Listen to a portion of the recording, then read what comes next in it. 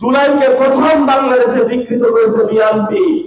তৃতীয়ত হলো, যদি জুলাইয়ের সাথে আবু সাইদের রক্তের সাথে কেউ গাদ্দারি করে থাকে, বাংলাদেশে প্রথম করেছে বিএনপি।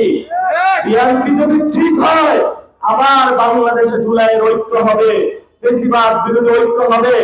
তাহলে আওয়ামী লীগের সাথে আমাদের যেভাবে লড়াই হচ্ছে ফেসিবাদী ব্যবস্থার কারণে, সে একই ব্যবস্থা যদি বিএনপির মধ্যে থাকে, তাদের সাথেও আগামীতে শক্ত লড়াই হবে আমাদের।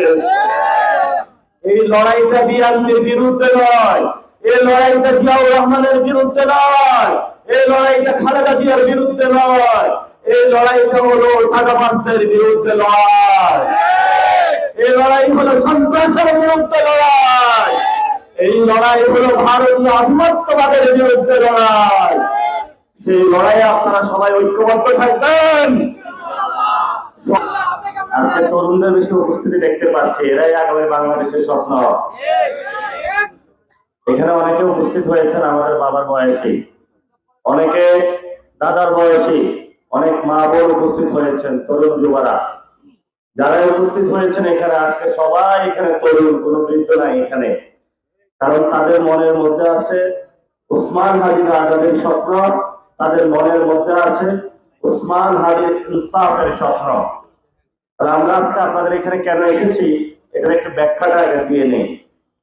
নির্বাচনের আগে আমরা বলেছিলাম বাংলাদেশে একটা সুষ্ঠু নির্বাচন হবে, বলেছিলাম যে আওয়ামী লীগের বিচার হবে, বলেছিলাম যে যারা আমাদের 1400 ভাইকে খুন করেছে তাদের আমরা দৃষ্টান্তমূলক শাস্তি বাংলাদেশে নিশ্চিত করব। বলেছিলাম যে সুন্দর একটি শিক্ষা স্বাস্থ্য ব্যবস্থার জন্য বাংলাদেশে পরিবর্তন হবে, সেই জন্য আমরা সংস্কার করব। সেই জন্য প্রথমেই আপনারা নির্বাচন কমিশন 2টি ভোটের আয়োজন করলো। সে একটি ভোট ছিল জনপ্রতিনিধি তৈরি করার জন্য। সেই জনপ্রতিনিধিদের ক্ষেত্রে আমরা বললাম যারা ঋণ খেলাপি, চোর, বাটপার, গুন্ডা, সন্ত্রাসী, চাঁদাবাজ, টেন্ডারবাজ, আমরা এই নির্বাচনে তাদেরকে নমিনেশন দিব না এবং নির্বাচনে তাদেরকে জয়ী করব না। কিন্তু সেটার বিপক্ষে গিয়ে নির্বাচন কমিশন ঋণ খেলাপিদের হলে নমিনেশন দিল।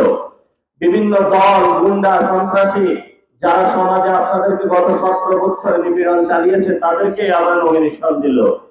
দেওয়ার পরে আমরা বললাম যে এই বাংলাদেশে নতুন করে, যেই বাংলাদেশে আবু সাইদ রক্ত দিয়ে গিয়েছে, সেই বাংলাদেশে নতুন করে কেউ আবার শামীম ওসমান হয়ে উঠবে, শেখ হাসিনা হয়ে উঠবে, গুন্ডা মাস্তান বাংলাদেশে এগুলা কায়েম রাজত্ব করবে, এটা বাংলাদেশে আমরা আর চাই না। পেশি শক্তির রাজনীতি চাই না, টাকার রাজনীতি চাই না। কিন্তু সেই চুক্তি ভঙ্গ করে, প্রথমেই এই চুক্তি ভঙ্গ করলো আমাদের শ্রদ্ধেয় বিএনপির ভাইরা। ওনারা বলল আমরা ঋণ খেলাপিদের নমিনেশন দিব, তোমরা কি করতে পারো করো। ওনারা বলল যে আমরা চোর, গুন্ডা, বাটপার, সন্ত্রাস, টেন্ডারবাজদের ঋণ আমরা হলো নমিনেশন দিব। কারণ আমাদের দলে হলো এটা, যেই দলে সন্ত্রাস, গুন্ডা, চাঁদাবাজ, টেন্ডারবাজ থেকে নমিনেশন আমরা দীর্ঘদিন করে চর্চা করে আসছি, এই চর্চা ইলেকশনে আমরা বন্ধ করতে পারবো না। ওনারা আমরা যে চুক্তি করেছিলাম সেই চুক্তি থেকে বের হয়ে গেল। সেখানে আবার একটি কথা হলো, আপনারা সকলে গিয়ে ভোট দিলেন, ভোটের মাধ্যমে 70% রায় দিল যে আমরা বাংলাদেশের সংস্কার বাস্তবায়ন করব। নির্বাচনের পরে বিএনপির বন্ধুরা সেই চুক্তি ভেঙে বের হয়ে গেল, বললো আমরা বাংলাদেশের সংস্কার বাস্তবায়ন করব না। আমরা তাদেরকে জিজ্ঞাসা করলাম এই যে বাংলাদেশের ধসে পড়া স্বাস্থ্য খাত এটা কে ঠিক করবে? তারা বললো এই বিষয়ে আমাদের দেখার দরকার নাই, আমরা আগে অ্যাসালাম এবং বিভিন্ন যে ব্যাংক আছে এগুলো আমরা একটু দখল দিয়ে নেই। আমরা তাদেরকে বললাম বাংলাদেশের শিক্ষা ব্যবস্থা কে ঠিক করবে? তারা বললে এটা আমাদের দেখার দরকার নাই, আমরা আগে স্কুলের ম্যানেজিং কমিটিতে হলো 2 নম্বর লোক বসায় আনি। আমরা তাদেরকে বললাম আলেম ওলামাদেরকে কে রক্ষা করবে? তারা বললো আগে মসজিদ কমিটির সভাগুলো পরিবর্তন করে নি, পরে কথা বললেন।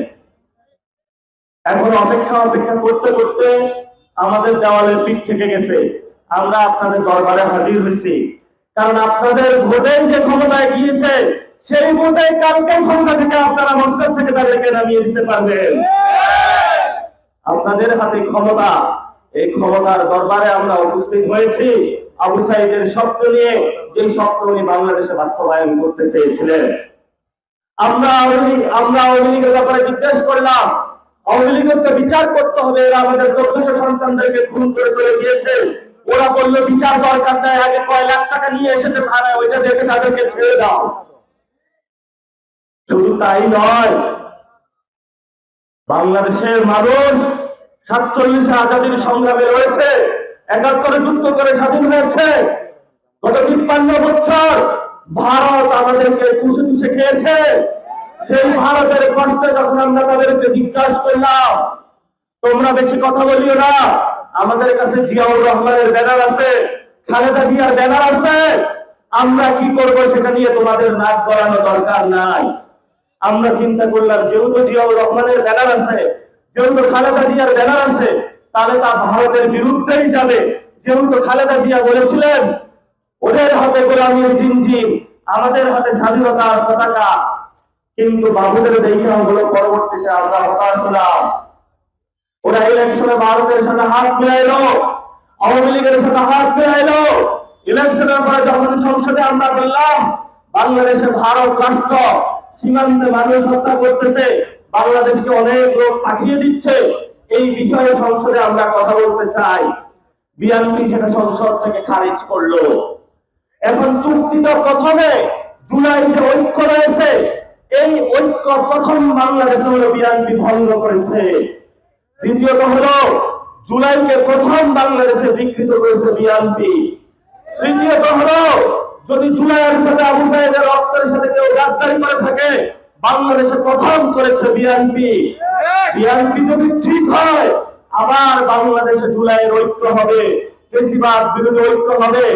তাহলে আওয়ামী লীগের সাথে আমাদের যেভাবে লড়াই হচ্ছে ফ্যাসিবাদী ব্যবস্থার কারণে, সে একই ব্যবস্থা যদি বিএনপির মধ্যে থাকে, তাদের সাথেও আগামীতে শক্ত লড়াই হবে আমাদের। এই লড়াইটা বিএনপির বিরুদ্ধে নয়, এই লড়াইটা জিয়াউর রহমানের বিরুদ্ধে নয়, এই লড়াইটা খালেদা জিয়ার বিরুদ্ধে নয়, এই লড়াইটা হলো টাকাবাজদের বিরুদ্ধে লড়াই, এই লড়াই হলো সন্ত্রাসের বিরুদ্ধে লড়াই, এই লড়াই হলো ভারতীয় আধিপত্যবাদের বিরুদ্ধে লড়াই।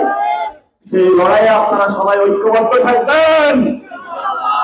সবাই হাত তুলে দেখায়, যারা শহীদ উসমান হাদির অনুসারী, যারা আবু সাইদের অনুসারী, আজাদীর বাংলাদেশে আপনারা আজকে কমিটমেন্ট দিয়ে গেলেন, এই আজাদীর লড়াই চলবে। সেই কমিটমেন্ট এবং আহ্বান জানিয়ে এখানে আপনাদের উপস্থিত হয়েছেন, হৃদয়ের অন্তঃস্থল থেকে আপনাদেরকে অভিনন্দন জানিয়ে আমি আমার বক্তব্য শেষ করছি। এশার নামাজের আগেই বক্তব্য শেষ করবো আমরা। আমাদের দুজন হেভিয়েট বক্তা রয়ে গিয়েছেন এখনো, একজন এমপি সাহেব আর একজন তো কিছু ভোটের বিনিময়ে তাকে হারিয়ে দেওয়া হয়েছে ইঞ্জিনিয়ারিং করে। এখন আপনাদের সামনে বক্তব্য রাখবেন জুলাইয়ের নায়ক